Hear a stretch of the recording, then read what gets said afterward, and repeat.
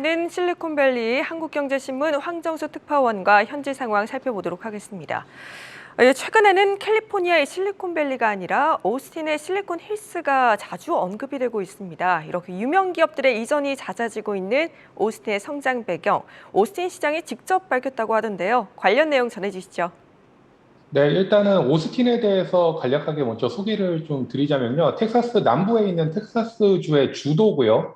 그 도시를 관통하는 콜로라도 강 주변으로 도심이 형성돼 있고 또 도시가 언덕, 산으로 좀 둘러싸여 있습니다. 이 언덕 쪽에 인텔, AMD 같은 테크 기업들이 사무실을 지으면서 실리콘밸리를 대신하는 그러니까 실리콘 힐스 이렇게 별칭이 붙어 있습니다. 시 외곽에는 삼성전자 파운드리 공장, 테슬라 기가팩토리 등이 있어서 일자리 창출을 통한 지역 경제 발전에 큰 역할을 하고 있습니다. 지난주 LA에서 열린 밀컨 글로벌 컨퍼런스에서 오스틴 시를 이끌고 있는 스티브 애들러, 오스틴 시장을 만나서 직접 그 시의 발전 비결을 물었는데요. 그는 적은 세금을 비결로 꼽았습니다. 그 오스틴은 지자체 차원의 지방법인세와 개인소득세가 0%고요. 물론 연방 세금은 내야 됩니다.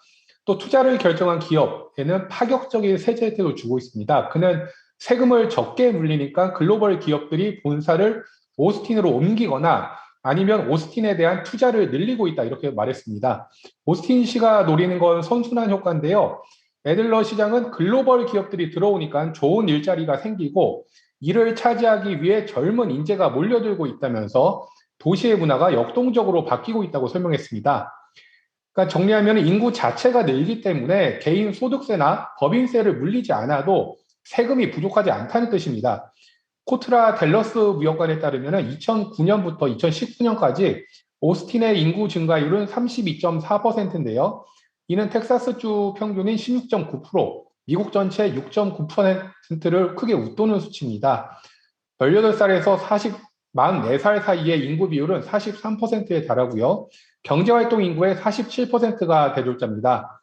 정리하면 세금 감면, 기업 유치, 일자리 창출, 인구 유입, 세수 증가에 선순환이 이루어지고 있다는 겁니다.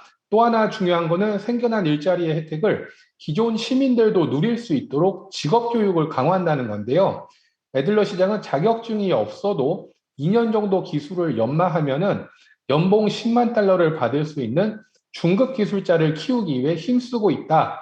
시민 대상 직업 재교육을 적극적으로 시행한다. 이렇게 설명했습니다. 오스틴이 이렇게 빠르게 발전을 하면서 한편으로는 다소 부담스러운 부분도 생기는 것 같습니다. 인구가 급증을 하면서 주거비도 급등을 하고 있다고요?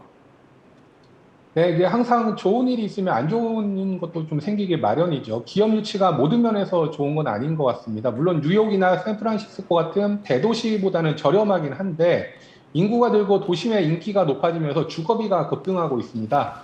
미국 부동산 전문 사이트 렌트닷컴, 임대 대행업체 줌퍼 등에 따르면은 지난 3월 말 기준으로요, 오스틴에서 방 하나, 부엌형 거실 하나, 화장실 하나가 있는 원베드룸 아파트의 임대료가 지난해보다 34% 올랐습니다.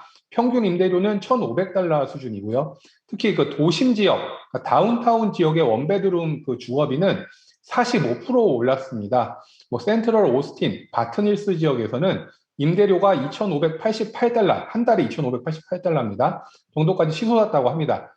물론 제가 지금 살고 있는 실리콘밸리, 샌프란시스코의 원베드룸 렌트비는 평균 3,368달러 수준으로 오스틴보다는 훨씬 비싼데요. 문제는 오스틴의 상승률이 가파르다는 겁니다. 오스틴의 임대료 상승률은 미국 대도시 중에 두 번째로 높다고 합니다.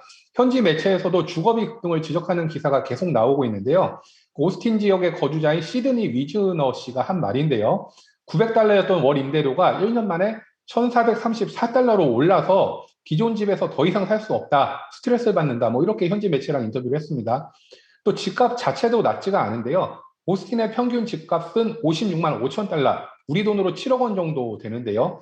이는 미국 전체 평균보다 11.8% 높은 수준입니다. 그 텍사스주 오스틴에서 부동산 중개업을 하는 베스 아베이타 씨는 뉴욕타임즈와 인터뷰를 했는데요.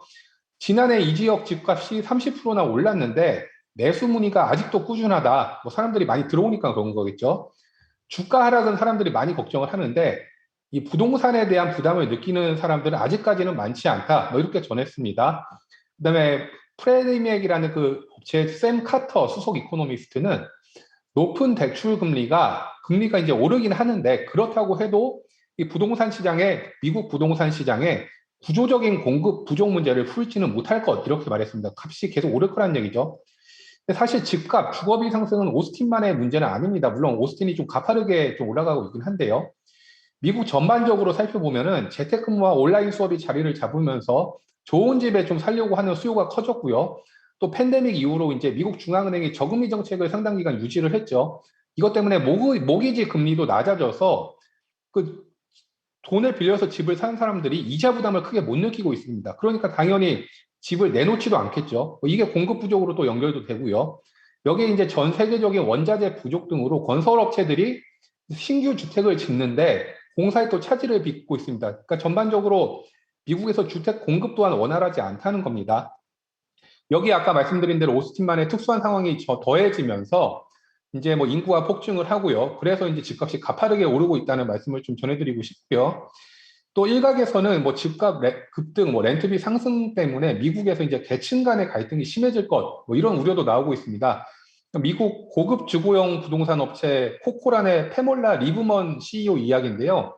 미국 부동산 가격 상승으로 임대 가격이 곳곳에서 폭등을 하고 있고 마이애미, 뭐 오스틴, 뉴욕 집값이 특히 가파르게 올라서 세입자들이 매년 새 집을 구해서 외곽으로 이주하고 있다. 뭐 이런 변화가 집을 소유하는 계층과 그렇지 않은 계층 간에 심각한 갈등을 유발할 수 있다. 뭐 이렇게 전망을 했습니다. 예, 지금까지 실리콘밸리에서 한국경제신문 황종수 특파원이었습니다.